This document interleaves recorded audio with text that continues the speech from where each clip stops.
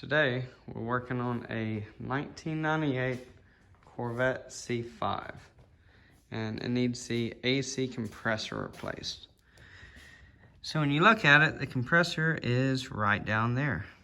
Generally, the two procedures that people usually do is either take off the exhaust manifold, or they take off the thermostat and the water pump, or sometimes people also just take off the thermostat. Now, generally, that obviously requires you to drain and bleed the coolant system, or you are taking off the exhaust manifolds. So today, we're gonna do something a little different. Maybe it will save y'all a little bit of time, and I'm gonna show you how. So what we're gonna do is we're gonna remove the wheel, and we're gonna be lowering the subframe while we hold the engine up to be able to slide the AC compressor out of the side. So the first thing we have to do is take the wheels off, or that one wheel, and then you're gonna have to take the belts off and get ready.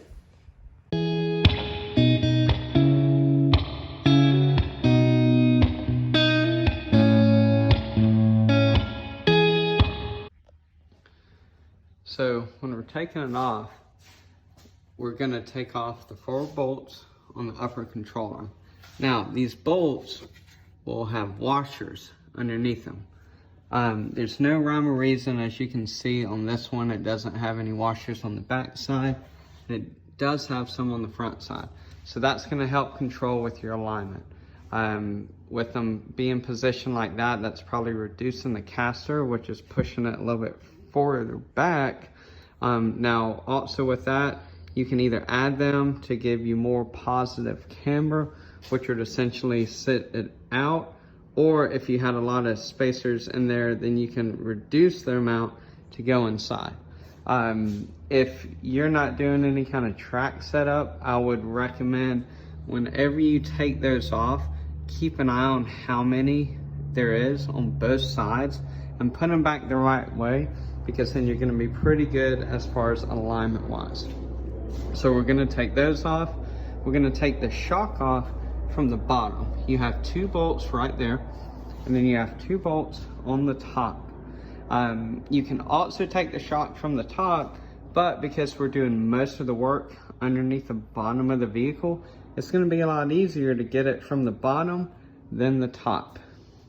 You're not gonna have to really take off the sway bar because it's located on the subframe, and that's what we're gonna be lowering. You shouldn't really have to take off the tie rod, because with it having a ball joint, it's gonna be able to have extra movement. And then you also need to make sure, as far as your wires, generally these wires have a lot of play. This goes to your speed sensor, but I'm probably gonna take this off just to give the line a little bit extra room. This still has plenty of play, but that's one thing that you never wanna have to put too much tension on, because you don't want it to damage the line. Now, when you're looking at it on the bottom, you have 1, 2, 3, 4. So you have 4 bolts, and they're generally 21s. I'll double check, and there'll be a list of sizes, but really just those 4 bolts. And then you have the motor mount bolts, 1 and 2. Once you take those off, then that's gonna allow the whole subframe to droop down. Now, we are gonna be securing the oil pan with the brace. Now for that, I always recommend, you need to be very careful, but a long piece of wood to even out the weight. Now you can also run it this way to position it a little bit under the bell housing as well, to kind of help distribute the weight. And that is what we're gonna do. And then we're gonna have to take the belt off. So we're gonna lower it down, take the belt off to be able to access the AC compressor belt. Then we have the hoses, and then the connector. So everything we're really gonna be able to get to right here. And I'll show y'all how we do it. So this is your tensioner. It takes a 15 millimeter. Now when you put it on, you always want to make sure the ratchet or whatever you're using is at the very top, because then that's going to give you enough room to loosen up the drive belt and let it go all the way back. So then you're still going to get your wrench off, because if it's right here and then it comes back, it's going to bind up on your AC line and you're not going to be able to get it off. And then once that's off, you just kind of pull the belt off. You can really just let it sit right there. You don't have to necessarily take it off of all your other accessories, because we're only trying to access the AC compressor belt, which we'll do that from the bottom.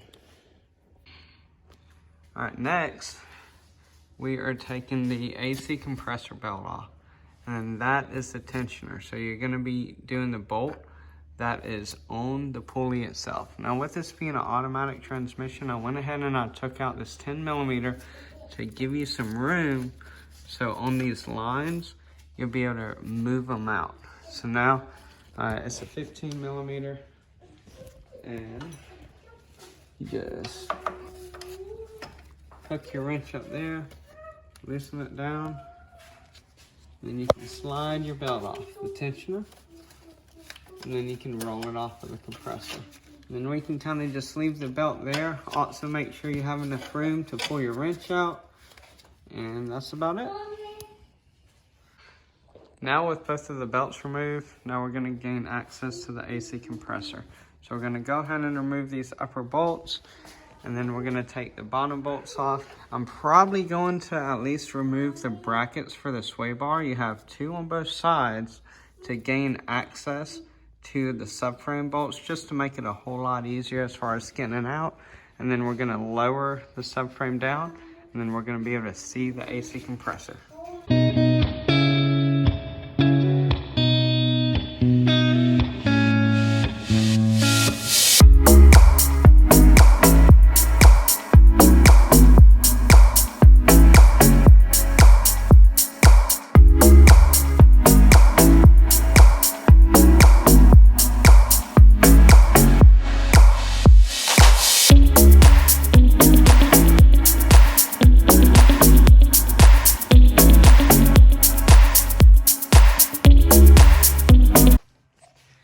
Now that we have the subframe lowered, we took the two bolts off.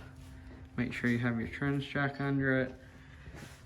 You have another jack, or you can use floor jacks if you're doing it on the ground. You just need to make sure you have something to support your engine, and then something to support the actual subframe itself, because the leaf spring, with them being fiberglass, are very delicate. So you just want to make sure it's actually on that. Now we can get to the AC compressor. We're going to disconnect the one electrical connector. We're going to take off that bolt, the little black bolt on the back, and that's going to allow both of the AC lines to come off. On the other side, we did take off that sway bar to gain access. I generally leave a bolt on the other side just to give it a little bit extra and have something there. You can see how this side isn't really lower down. If you're having difficulty as far as getting enough room, you can always take this wheel off and then disconnect that lower strut as well.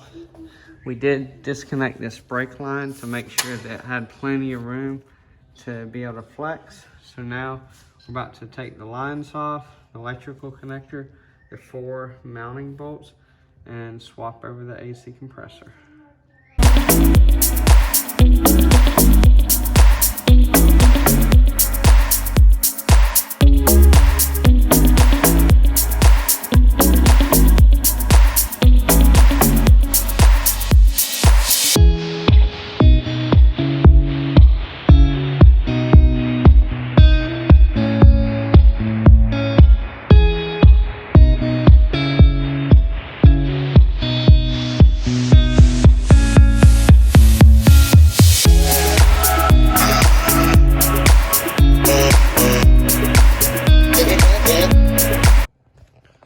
Now we have the AC compressor out. With this line, because they're both made together, you do have to kind of wiggle it around a little bit You kind of shift the AC compressor back, and then ultimately it will be pushed up, and then it comes right out. We have the old compressor here. Very, very nasty. You always want to make sure you use a factory compressor and that it's 100% brand new. You can use remanufactured compressors, but generally they have a higher failure rate. On this car, because of how good it is, we are using a new compressor. So we're about to put that in. We are also replacing, since it was just a clutch that went bad and nothing else happened in the system, we're going to be replacing the Orifice tube as well. And I'm going to show you how to do that. That's going to be in the AC line that's next to the battery. So we're going to get this taken care of, and I'll continue the video. You also want to make sure you replace the 2 washers. Generally the kits will come with the washers. If they don't, make sure you have these. Sometimes they get stuck on the old compressor, sometimes they fall off, sometimes they stay on the lines. As to where this, you can see the lines don't have it, so these washers just go directly onto the lines on both of them, and then they bolt onto the AC compressor.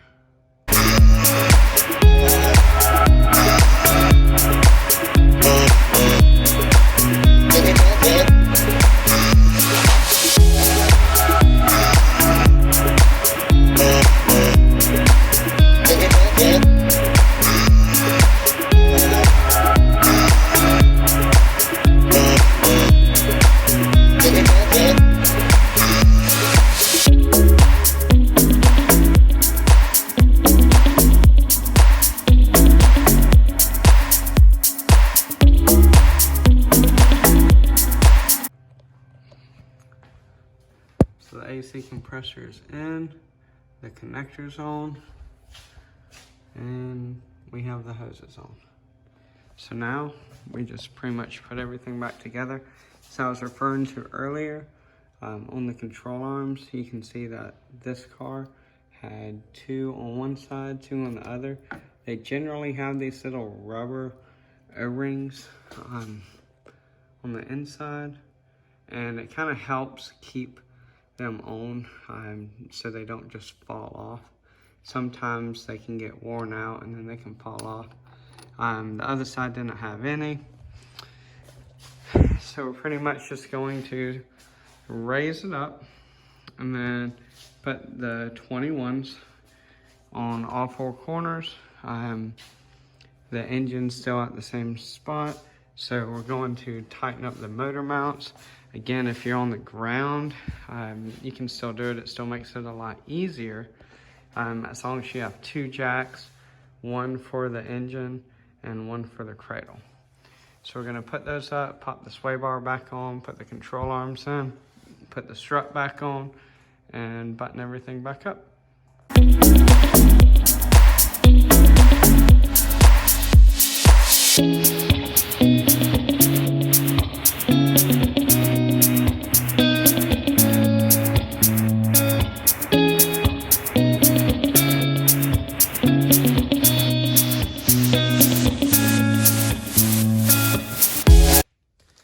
Now that we have the AC compressor in, we have to put the dry belt on. Same thing as before, 15, loosen it up, swap the belt on. Always make sure the belt's in all the grooves, on all the pulleys, all the way up to your alternator, power steering, water pump, smooth, crank pulley has that, the grooves.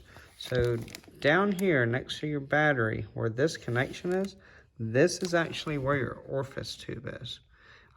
Whenever you are replacing any components in your AC system, it's always good to do it. It's a relatively cheap part, and it's essentially a screen and a filter. So we're going to disconnect this line and then pull the Orifice tube out, pop this new one in, tighten it back down, get the dry belt on, and then it'll be good to go.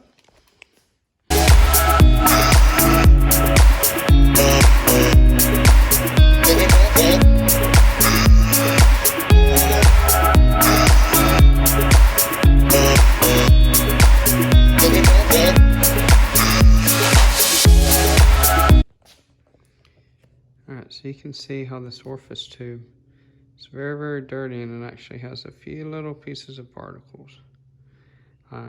Probably just from, you know, regular age, wear and tear. This is an older car. It's a 98, relatively low mileage. Never been changed before. So that's why it's a really good decision to always replace it whenever you're doing any other AC maintenance. But we got it all done. Got the belt on, got the line. Because it's a bolt into a aluminum fitting, you always want to make sure you don't over tighten that. Always double check the belt, make sure all the pulleys are good. We're going to put the wheel on, make sure to torque it, remove the protection cover that I put on it, and it'll be all finished.